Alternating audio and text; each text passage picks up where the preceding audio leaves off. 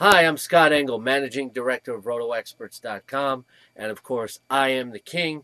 I am fantasy, as you can well see. And I'm here with my royal tips for week number 6 in fantasy football. Got them all right here. Had them delivered by Carrier Pigeon.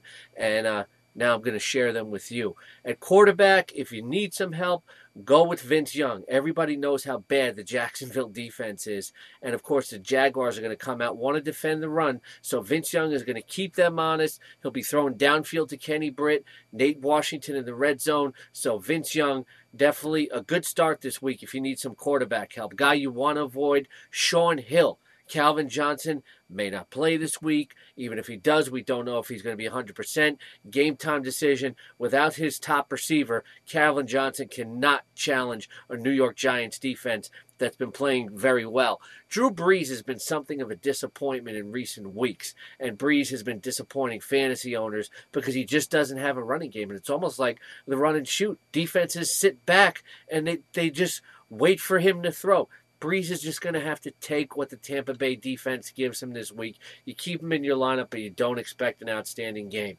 Kyle Orton, a lot of people are assuming maybe I shouldn't start him because he faces the Jets defense. Well, did you know that the Jets defense is 23rd against the pass in average yards per game in the NFL right now? The Jets defense is a little bit overrated when you look at the matchups. You can't just assume anything based on reputation.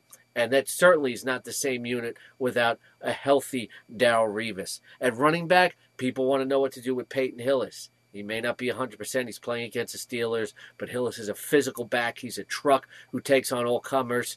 Look, if you have another solid choice, don't use Hillis, but if you're desperate, keep him in your lineup. It all depends on who you have. Make sure you check out my lineup rankings in the exclusive Edge package. And if you got any questions you want answered personally, check out also in the exclusive Edge package the Sunday Royal Chat with me at 10 a.m. Javid Best, not a strong start. Again, Calvin Johnson may be out, and that certainly weighs down the Detroit defense against a Detroit offense against a Giants defense that has been playing very well. Also, the turf toe injury, and he's playing on turf. He hasn't been the same running back the last 2 weeks.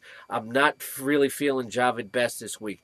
Marshawn Lynch, his first week with the Seahawks, even though the Bears have been very good against the run, Lynch is going to be fired up. They'll find him a way to get the ball. He's a good, at least, flex start this week. Looking at wide receivers, we spoke about Kenny Britt. Britt finally seems to be figuring things out. I'm looking at here some of my scouting reports, and Britt's looking good. I mean, finally the kid is putting things together. And again, Vince Young will not hesitate to throw against the Jacksonville Jaguars. Greg Jennings, if you want to hold him out, if you got another good option, do it. There's no solid running game in Green Bay anymore. Jermichael Finley, one less threat. Defenses can lay back and take away the deep ball, and Jennings is not a possession receiver. I would say, why not bench him if you could? And the Giants facing the Lions. Steve Smith is probably going to have a very good week because the Lions are going to watch tape from last week and realize they have to double team and bracket Hakeem Nicks. That leaves Steve Smith open. And also, if you want to roll the dice in a larger league and take a gamble, hey, why not use Mario Manningham? Don't worry about Wes Welker. Our New England people tell us that Tom Brady's totally confident in getting the ball to Welker. And Brady has told people that, hey, Welker was getting double teamed before Randy Moss got here, and he was still putting up the numbers. At tight end, Aaron Hernandez, in that same game, he gives the Baltimore Ravens a lot of matchup problems, as do both of those tight ends. They're quick, they're fast. I don't think the Ravens linebackers can keep up with them. Start Hernandez, and in a deeper league, or if you have a tight end issue, start Rob Gronkowski.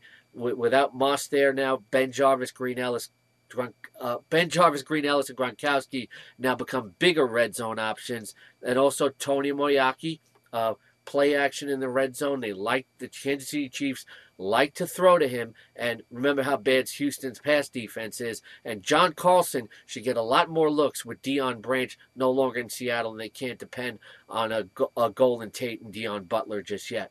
I am the king. I am fantasy. I'm Scott Engel. Good luck in week 6. We'll see you in the chat room Sunday at 10 a.m.